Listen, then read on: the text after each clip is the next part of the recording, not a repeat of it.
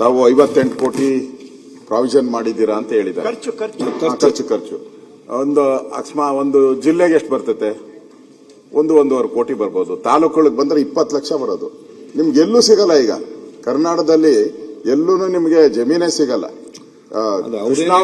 ಇದ್ದ ಸರ್ಗ ಜಾಗ ಕೊಟ್ಟು ಈಗ ನಾವು ಅತ್ಯಂತ ಪರ್ಚೇಸ್ ಪರಿಸ್ಥಿತಿ ಬಂದಿದ್ದೀರಿ. ನಾನು ದಾವಣಗೆರೆಗೆ ಹೋಗಿದ್ದೆ ಅಧ್ಯಕ್ಷರೇ. ಅಲ್ಲಿ ಲ್ಯಾಂಡ್ ಗ್ರಾಂಟ್ ನಾವೇ ಮಾಡಿಕೊಟ್ಟಿದ್ದೀರಿ.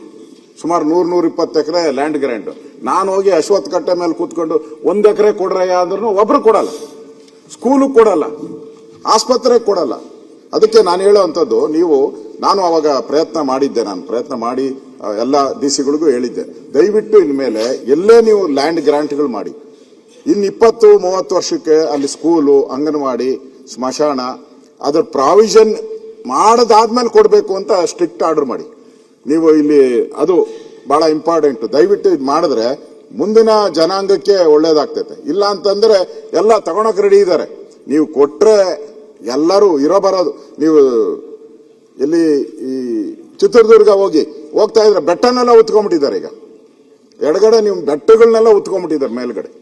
ಇದನ್ನ ತಪ್ಪಿಸ್ಬೇಕು. ಮುಂದಿನ ಜನಾಂಗಕ್ಕೆ ನಾವೇನೋ ಉಳಿಸಿಲ್ಲ ಅಂದ್ರೆ ದೊಡ್ಡ ಸಮಸ್ಯೆ ಆಗ್ತದೆ. ಕೃಷ್ಣ ಅವರೇ, ದಯವಿಟ್ಟು ಇದನ್ನೆಲ್ಲ ಸರ್ಕ್ಯುಲರ್ ಅಲ್ಲಿ ನೀವು ಗ್ರಾಂಟ್ ಮಾಡಬೇಕಾದ್ರೆ ಏನೇ ಮಾಡಬೇಕಾದ್ರೂ ಇದನ್ನ ಉಳಿಸ್ಕೊಂಡು ಇನ್ನು 25 ವರ್ಷಕ್ಕೆ ಮುಂದೆ ಕೊಡ್ತೀರಿ ಅನ್ನೋದು ಒಂದು ಆದೇಶ ಮಾಡಿದ್ರೆ ಒಂದು ರೆಕಾರ್ಡ್ ಉಳಿಯುತ್ತೆ.